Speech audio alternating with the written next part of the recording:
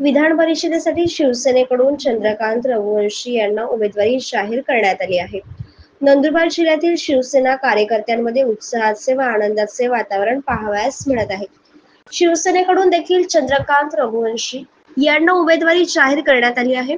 त्यामुळे तळोदा शिवसेनेच्या वतीने तळोदा तालुक्याचे आराध्य दैवत श्रीमंत रोकडोमल हनुमानजी महाराज यांना 1 क्विंटल 25 किलो मोतीचूरचे लाडू नैवेद्य म्हणून शिवसेना तळोदा यांच्या वतीने शहरात प्रसाद रूपी वाटप करण्याचे मानस केले आहे। बेधडक मी मराठी न्यूज साठी हेमंत मराठे, तळोदा।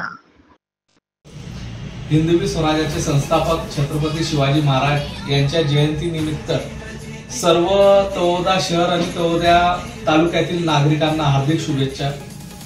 त्याचबरोबर एक गोष्ट विशेष सांगावीशी वाटते की महाराष्ट्र विधानसभेच्या ज्या 5 जागा रिक्त झालेल्या आहेत त्या 5 जागेपैकी 1 जागा शिवसेनेच्या वाटेला आलेली आहे आणि त्या जागेवर नंदुरबार जिल्ह्याचे संपर्क प्रमुख माननीय चंद्रकांतजी रघुवंशी यांना जर शिवसेना पक्षप्रमुख माननीय एकनाथरावजी शिंदे साहेब तथा मुख्यमंत्री महाराष्ट्र राज्य यांनी जर विधान परिषदेचं अधिकृत उमेदवार म्हणून तिकीट दिल्यास आम्ही तळोदा तालुका आणि तळोदा शहर शिवसेनेमार्फत तळोदा शहराचे आराध्य दैवत रोकडमल हनुमान मंदिर यावर एक नवस केलेला आहे की जर माननीय चंदू भैया यांना विधान परिषदेसाठी जर आमदारकीचं तिकीट दिलं तर आम्ही 1.25 क्विंटलचे लाडू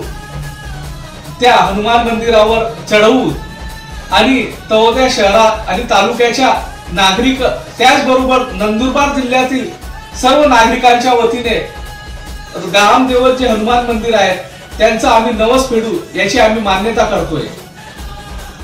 जय हिंद, जय महाराष्ट्र।